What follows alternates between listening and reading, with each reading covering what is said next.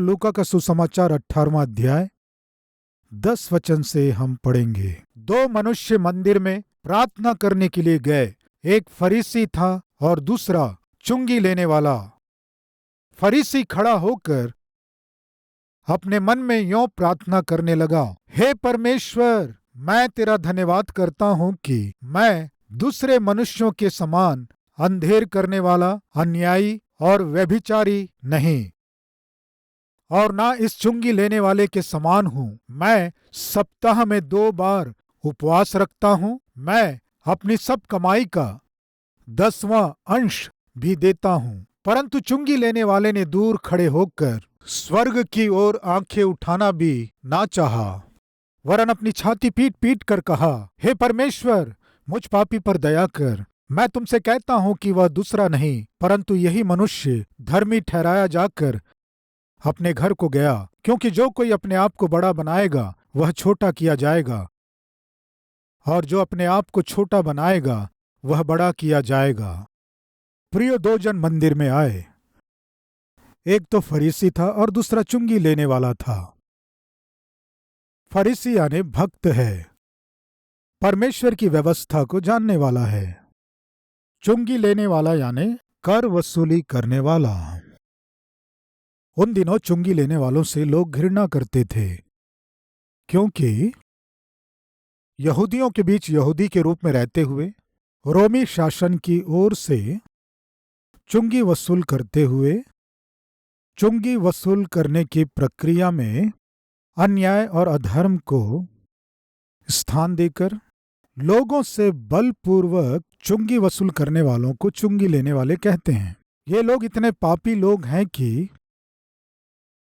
हम बाइबल में 2-3 स्थानों में देखते हैं जब यीशु मसीह पापियों के साथ बैठकर भोजन कर रहे थे, यीशु मसीह को देखकर लोगों ने कहा, ये क्या है, चुंगी लेने वालों के साथ और पापियों के साथ भोजन कर रहा है। इस तरह बोले। क्या बोले? चुंगी लेने वाले, और उसके बाद पापियों के साथ। इसका अर्थ जानते हैं? पापियों से भी बढ़कर पापी हैं चुंगी लेने वाले। दूसरे एक स्थान में प्रभु ने कहा, चुंगी लेने वाले और वेश्याएं सबसे पहले स्वर्ग राज्य में जाएंगे, लेकिन कपटी लोग स्वर्ग के राज्य में प्रवेश नहीं करेंगे। चुंगी लेने वाले और उसके बाद कौन? वेश्याएं। यानी वेश्याओं से भी बढ़कर अधिक पापी कौन है? चुंगी लेने वाले। इसलिए उन दिनों में चुंगी लेने वालों का कोई आदर नहीं होता था। चुंगी लेने वालों को कोई अपने निकट आने नहीं देते थे। आपको याद है क्या? जक्कई नाम का एक नाटा व्यक्ति था। उसकी नौकरी क्या थी जानते हैं? चुंगी लेने वाला। वो चुंगी वसूल करने वाला था। उस मार्ग से यीशु आ रहे हैं ये जानकर, यीशु कौन है देखना है चाहकर, यीशु के पास आने से उस प्रांत में रहने वाले कोई भी इस जक्कई नाम के व्यक्ति को, जब वो यीशु को देखने आया तो इस चुंगी लेने वाले जक्कई को बिल्कुल स्थान नहीं दिए। जब जक्कई यीशु मसीह को देखने की कोशिश किया तो वहां के लोग रुकावट बने। शायद किसी ने कहा होगा, अरे पापी व्यक्ति, तुझे किस लिए यीशु, जा यहां से, भगाए होंगे। इसीलिए तो रुकावट बनने वाले लोगों से दूर हटकर पेड़ पर चढ़ गया था, पेड़ पर चढ़कर बैठ गया था। प्रियो, जक्कई से हम एक सत्य को सीखते हैं। वो क्या है कि वो नाटा है। वो अपने कद को बढ़ा सके संभव नहीं है, लंबाई को बढ़ाना संभव नहीं है, यह असंभव है। कद को बढ़ाना संभव है, लेकिन पेड़ में चढ़ना संभव नहीं है ना। इसलिए वो क्या किया जानते हैं? जो वो नहीं कर सकता उसके लिए चिंता नहीं किया, पर वो जो कर सकता है उसे वो किया। किसी भी तरह यीशु को देखना है, आशा किया और देखा। प्रियो, जक्कई की आशा थी कि मुझे यीशु मसीह को देखना है, लेकिन जक्कई से भी बढ़कर यीशु मसीह की आशा थी कि मुझे जक्कई के घर जाना है।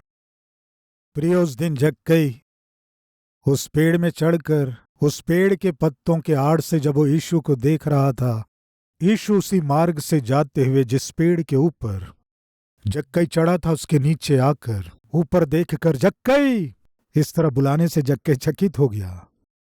यह क्या है? सबसे छिपकर मैं इस पेड़ में चढ़कर मैं इस पेड़ के पत्तों के आड़ में छिपकर यीशु को देख रहा हूं तो मैं पेड़ में चढ़ा हूं, मेरा नाम जक्कई है। इतना फास्ट इंफॉर्मेशन कैसे गया होगा? व्हाट्सएप मैसेज किसी ने भेजा है क्या? इंस्टाग्राम में या फिर व्हाट्सएप में या टेक्स्ट मैसेज में कोई यीशु को मैसेज भेजे हैं क्या? प्रियो, जक्कई पेड़ पर चढ़ा है, जक्कई यीशु को देखना चाहता है। ये सारी बातें यीशु को बताने की आवश्यकता नहीं है। प्रियो, यीशु हर एक मनुष्य को जानते हैं। उस मनुष्य की आशा क्या है, बुरी आशा क्या है, वो भी जानते हैं। आप कहाँ कहाँ चढ़ रहे हैं, कहाँ कहाँ उतर रहे हैं, कहाँ कहाँ घूम रहे हैं, ये सब यीशु को बताने की आवश्यकता नहीं है, क्योंकि यीशु सब जानते हैं। प्रभु की आंखों से कुछ भी छिप नहीं सकता। जक्कई घबरा गया, नीचे उतरा।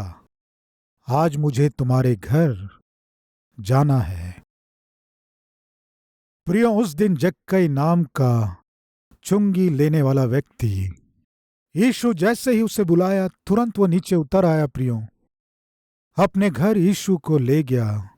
जैसे यीशु उसके घर में कदम रखा, उसका सारा घर परमेश्वर की महिमा से भर गया और उसका सारा घर परमेश्वर के प्रकाश से भर गया।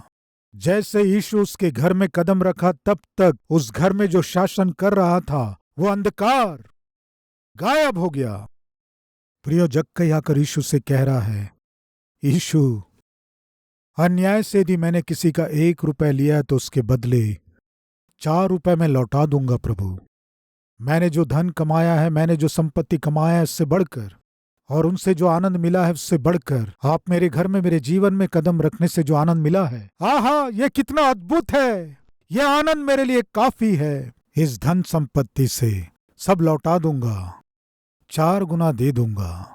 प्रियो, 4 गुना अन्याय से वो कमाया, कह रहा है लौटा दूंगा।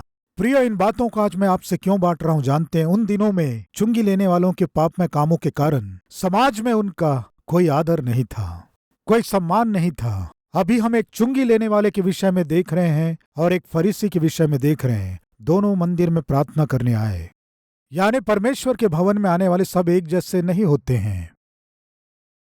परमेश्वर के भवन में तरह तरह के लोग आते हैं, अच्छे लोग आते हैं, बुरे लोग भी आते हैं, नाटक करने वाले भी आते हैं, नाश करने वाले भी आते हैं, आत्मिक लोग भी आते हैं, संसारिक लोग भी आते हैं, भक्त लोग भी आते हैं, भक्ति रहित लोग भी आते हैं, पवित्र लोग भी आते हैं, पापी लोग भी आते हैं।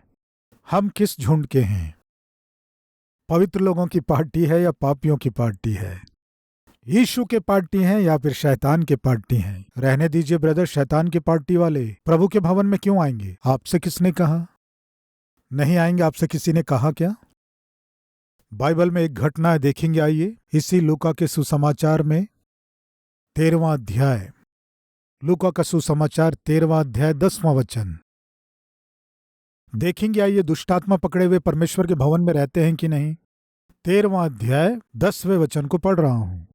सब्त के दिन वह एक आराधनालय में उपदेश कर रहा था। सब्त के दिन यीशु मसीह आराधनालय में उपदेश कर रहे थे। इस तरह जब आराधनालय में उपदेश कर रहे थे, वहां एक स्त्री थी जिसे 18 वर्षों से एक दुर्बल करने वाली दुष्टात्मा लगी थी। कहाँ थी बताइए? आराधनालय में बहुत ही अच्छे से घूंघट ओढ़कर बैठी होगी, बड़े ही अच्छे से आकर। यीशु मसीह जब उपदेश दे रहे थे, वो बड़े ही ध्यान से सुन रही थी, शायद जैसे आप में से कुछ लोग सुन रहे हैं। वो बहुत ही भक्तिमय स्त्री होगी। लेकिन बाइबल बताती है प्रभु यीशु मसीह के उपदेश करने के समय में उस आराधनालय में बैठे हुए लोगों में दुष्ट आत्मा पकड़ी हुई एक स्त्री बहुत अच्छे से बैठी हुई थी, बड़े ध्यान से वचन सुन रही थी, बड़े ही ध्यान से सभ्यता से बैठकर यीशु के उपदेश को सुन रही होगी। कृपया सुनिए प्रिय, वो वास्तव में ऊपर से आत्मिक स्त्री दिखाई दे रही थी, लेकिन 18 वर्षों से दुर्बल करने वाली दुष्टात्मा के द्वारा सताई जाकर वो सीधी खड़ी नहीं हो पाती थी। कुबड़ी अवस्था में वो भवन में बैठी थी। प्रियो, कब से उसे दुष्ट आत्मा पकड़ी हुई थी जानते हैं? 18 वर्षों से। जैसे कुछ नहीं जानती आराधनालय में आकर बैठी थी।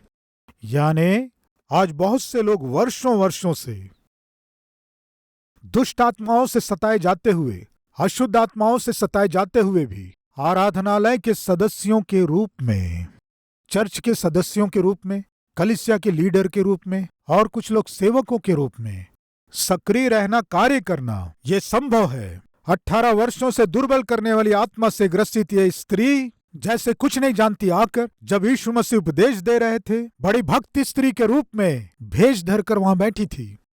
है क्या कोई हमारे बीच ऐसे लोग चर्च के बाहर मन मर्जी से जीते हैं, चर्च के बाहर पापमय कामों को करते हैं, हर एक अपवित्र कामों के लिए स्थान देते हुए शरीर को, आंखों को, आत्मा को और जीवन को बर्बाद करते हैं, और जब चर्च जाते हैं तो हाथ में बाइबल लेकर जाते हैं, सिर में ओढ़ना ओढ़ते हैं, आत्मिकता का नाटक करते हैं, आत्मिक होने का भेष धरते हैं। सावधान, आप जो भेष धारण कर रहे हैं, आप जो धोखा दे रहे हैं, किसी न किसी दिन बाहर प्रकट होगा। प्रियो, 18 वर्षों से उसे दुष्ट आत्मा पकड़ी हुई थी, यह भी लिखा हुआ है। दुर्बल करने वाली आत्मा उस स्त्री को कुबड़ी बना दी, वो सीधी खड़े नहीं हो पाती थी। यस प्रियो, आज हम में से कुछ लोगों को निर्बल करने वाली आत्मा पकड़ी हुई है, इसलिए वे स्थिर खड़े नहीं हो सकते, अपने बातों में स्थिर नहीं रहते हैं, पवित्रता में स्थिर नहीं रह पाते हैं, धार्मिकता में स्थिर नहीं रह पाते हैं, परमेश्वर के गवाह के रूप में स्थिर नहीं रह पाते हैं, मसीह के रूप में स्थिर नहीं रह पाते, नौकरी करने के स्थान में जहां रहते हैं वहां प्रभु के संतान के रूप में स्थिर नहीं रह पाते। थोड़ी देर जब चर्च में आते हैं तो भक्त के समान दिखाई देते हैं, प्रार्थना में सहभागी होते हैं, लेकिन उसके बाद शैतान जब किसी परीक्षा को सामने लाके रखता है तो उसके अधीन हो जाते हैं। प्रियो, बाइबल बताती है वो स्त्री सीधी खड़े नहीं हो पाती थी, कुबड़ी थी, खड़े ना होने पाने वाली स्थिति, झुकी हुई स्थिति।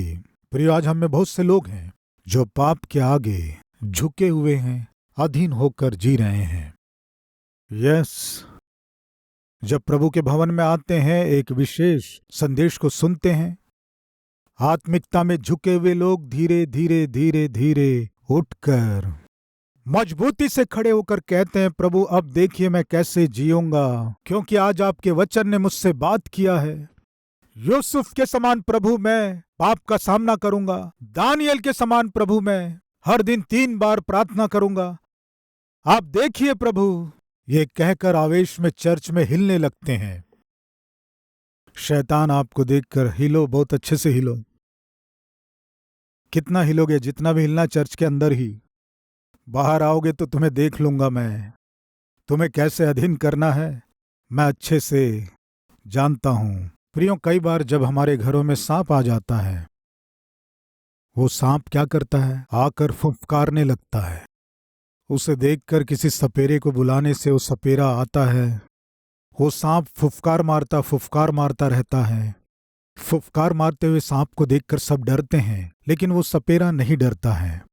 उसके पास एक जड़ी बूटी होती है, एक जड़ रहता है। उस जड़ी बूटी को अपने हाथ में लेकर फुफकार मारते हुए उस सांप के सामने उस जड़ी बूटी को इस तरह दिखाता है। वो फुफकारता है, वो इस तरह दिखाता है। फुफकारने से वो इस तरह दिखाता है। फुफकारता ये इस तरह दिखाता है। सांप फुफकारता रहता है। हो गया। क्या हुआ उसका फुफकारना? उस सपेरे को पता है इसके आगे क्या दिखाने से इसका फुफकारना रुक जाएगा। ऐसे ही शैतान भी अच्छी तरह से जानता है कि मैं और आप कितना भी फुफकार मारें, बाहर निकलो, तुम चर्च से बाहर निकलो, मैं तुम्हें देख लूंगा। उसे अच्छी रीति से पता है हमारे आगे क्या दिखाकर वो हमें अपने अधीन कर लेगा, हमारे सामने कैसी परिस्थिति को लाने से हम उसके अधीन हो जाएंगे, किस पाप के आगे हम झुक जाएंगे, आपसे भी अच्छी रीति से वो जानता है। इसीलिए तो वो बार बार आपको झुका रहा है, इसलिए तो वो बार बार आपकी आत्मिकता को बिगाड़ रहा है, इसलिए तो वो बार बार आपके मुंह को बिगाड़ रहा है, आपकी आंखों को बिगाड़ रहा है, बार बार आपकी गवाही को बिगाड़ रहा है।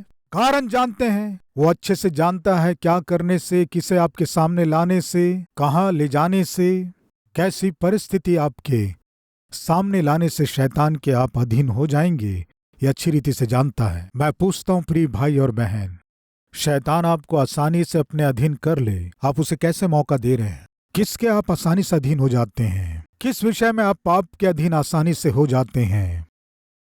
एक बार आज आप अपने जीवन को जांच ले, मैं विनती कर रहा हूं। आपके झुकने और अधीन होने वाली आदत से बाहर निकलना है। प्रियो, 18 वर्ष से वो स्त्री सीधी खड़ी नहीं हो पाती थी, झुकी हुई थी। उस झुकी हुई स्त्री को उस दिन प्रभु यीशु मसीह ने देखा। बार बार पाप और श्राप के अधीन होने वाले प्रिय भाई और बहन, यीशु आज आपको देख रहे हैं। आप कितने निर्बल पुरुष या स्त्री हैं, यीशु देख रहे हैं। आपको खड़े करना है, आशा कर रहे हैं। आप परमेश्वर के लिए जलन से जिए चाहते हैं। उस दिन उस कुबड़ी स्त्री को देखकर यीशु अपने पास बुलाए, यहां आओ, बुलाए। यीशु उसे क्यों बुलाए जानते हैं? उसे खड़े करने के लिए।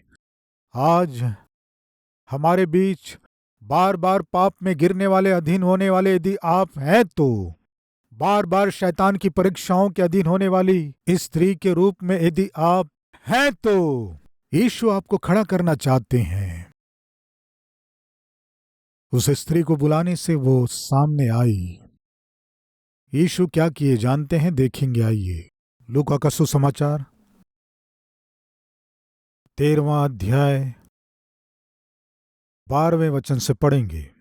यीशु ने उसे देखकर बुलाया और कहा, हे नारी, तू अपनी दुर्बलता से छूट गई। तब उसने उस पर हाथ रखे और वह तुरंत सीधी हो गई और परमेश्वर की बड़ाई करने लगी। प्रियो, कौन परमेश्वर की बड़ाई कर पाएंगे?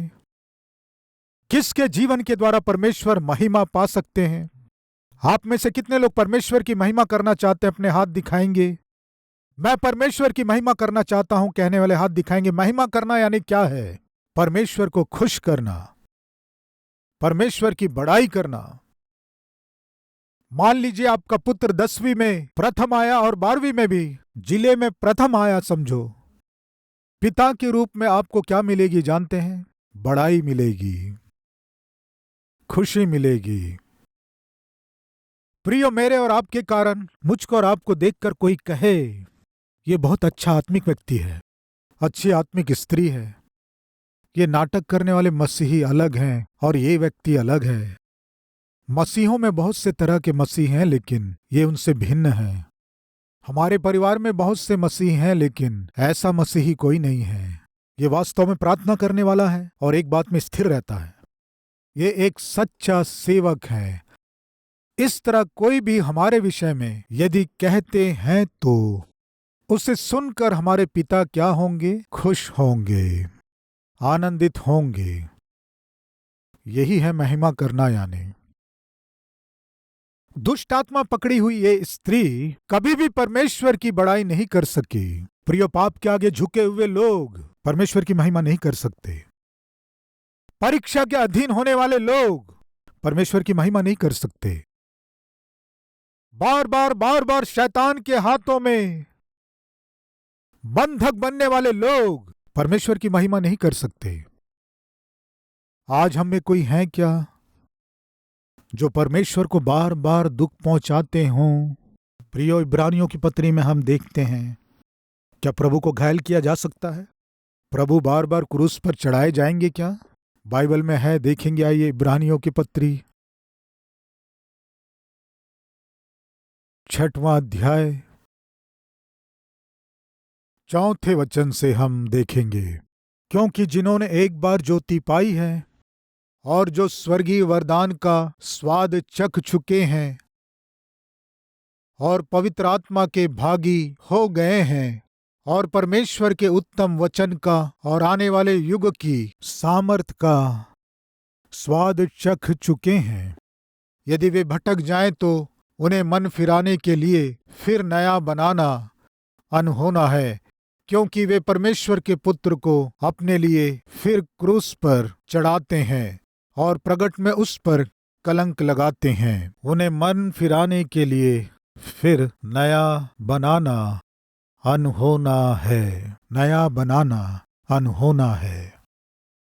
प्रियो, एक बार मन फिरा लेने के बाद, एक बार उद्धार पाने के बाद फिर पीछे मुड़कर देखना क्या है? फिर से शैतान से हाथ मिलाना क्या है? फिर से पाप में कामों के लिए स्थान देना क्या है? जैसे कुत्ता अपने छाट की ओर फिरता है, छोड़े हुए आदतों को फिर से अपनाना क्यों? ऐसे करने वालों के विषय में बाइबल बताती है कि ये यीशु मसीह को फिर से क्रूस पर चढ़ा रहे हैं। है क्या कोई हमारे बीच इस तरह बार बार यीशु को दुख देने वाले और घायल करने वाले? तो फिर सुनिए प्रियो, जब हमारे छोड़े हुए पापों को हम फिर से करते हैं, छोड़े हुए पाप में जीवन को जब हम दोबारा शुरू करते हैं, हम जाने बिना ही यीशु को फिर से क्रूस पर चढ़ाते हैं, दुख पहुंचाते हैं। पाप के आगे अधीन होने वाले, झुकने वाले यीशु को फिर से क्रूस पर चढ़ाते हैं। लेकिन जो पाप का सामना करके जयवंत होते हैं, यीशु को खुश करते हैं। मैं पूछता हूं, आज हम यीशु को खुश करने वालों के समान हैं या दुख पहुंचाने वाले के समान हैं? प्रियो, एक मां अपने पुत्र से बहुत प्रेम की। वो पुत्र उसकी आज्ञा मानकर एक उपयोगी बने, वो बहुत चाही। एक दिन वो लड़का चोरी किया। देखो बेटे, चोरी मत करना, चोरी करोगे तो मैं बहुत मारूंगी। इस तरह से वो मां चेतावनी देने पर भी वो पुत्र फिर से एक दिन चोरी किया। इस तरह चोरी करने से उस लड़के को पकड़कर मारना है सोचकर वो मां उसके पीछे पड़ने से वो छोटा लड़का उस मां से बचकर वो भागने लगा। तब वो मां क्या बोली जानते हैं? देखो बेटे, चोरी मत करो, मैंने तुमसे कई बार बोली। चोरी करोगे तो मैं तुम्हें मारूंगी बोली। अभी तुम चोरी करके मेरे अधीन हुए भी ना भाग रहे हो, मैं क्या कर सकती हूं? ये कहकर वो मां छड़ी लेकर अपने आप को मारना शुरू की। प्रियो, जैसे ही वो मां अपने आप को मारने लगी, उस दृश्य को देखकर वो छोटे लड़के का हृदय टूट गया। हाय, चोरी तो मैंने किया है, मार मुझे खाना है। मुझसे जान से भी अधिक प्रेम करने वाली मेरी मां निस्सहाय होकर अपने आप को मार रही है। ये सोचकर दौड़ कर आया और अपनी मां को गले से लगा लिया। कहा, मां, चोरी मैंने किया है, इसलिए दंड भी मुझे पाना है। मां, तुम मुझे दंड दो। आज इन बातों को सुनने वाले प्रिय भाई और बहन, आज से 2000 वर्ष पहले एग्जैक्ट यही हुआ था। पाप हमने किया, दंड भी हमें ही पाना था। उस दंड को हम सह नहीं पाएंगे, झेल नहीं पाएंगे। ये सोचकर परमेश्वर के क्रोध से जब हम भाग रहे थे, परमेश्वर अपने प्रिय पुत्र को इस जगत में भेजे, मेरे और आपके स्थान में। प्रभु कोड़े खाए, क्रूस पर बलिदान हुए। कारण जानते हैं? ताकि आप छुड़ाए जाएं, आप बचाए जाएं। इसलिए इस सत्य को, इस वास्तविकता को जानकर हमें क्या करना है? वो पुत्र जब मां अपने आप को घायल कर रही थी, जान गया मेरी गलती के कारण ही अपने आप को घायल कर रही है। हाय, मुझसे इतना अधिक प्रेम करने वाली मां को दुख पहुंचाना मेरे लिए भला नहीं है। दौड़ता हुआ आया, अपनी मां को गले से लगा लिया। उस छोटे लड़के में बुद्धि है कि मेरे गलती के कारण मेरी मां अपने आप को घायल कर रही है, ये सोचकर गले लगा लिया। और वैसे ही जब हम परमेश्वर से दूर होते हैं, झूठ बोलते हैं, धोखा देते हैं, दगा देते हैं और विद्रोह करते हैं और अपने शरीर को नाश करते हैं, तब परमेश्वर घायल किए जाते हैं। आज इस सत्य को जानकर अपने जीवन को सुधारने से कितना अच्छा होगा। परमेश्वर चाहते हैं कि हम पाप से जयवंत हो जाएं और उसके पंजों में से बाहर निकल जाएं, सीधे खड़े हो जाएं। परमेश्वर चाहते हैं।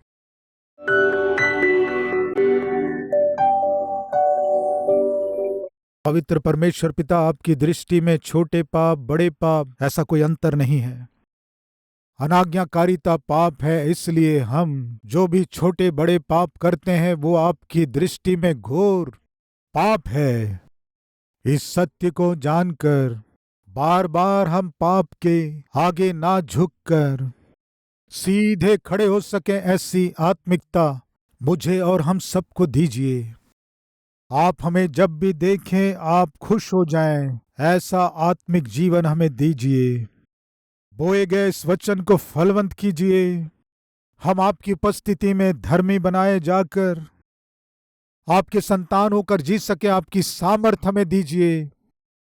इस अंधकार से भरे हुए संसार में ज्योति के संतान के रूप में हम जी सकें, सहायता कीजिए। यीशु मसीह के नाम से मांगते हैं पिता, आमीन। प्रियो, इस संदेश के द्वारा आप आशीष पाएं तो और भी लोगों को शेयर कीजिए, लाइक कीजिए और एक कमेंट कीजिए। कल फिर से इसी समय मॉर्निंग डिवोशन में मिलेंगे। शलोम।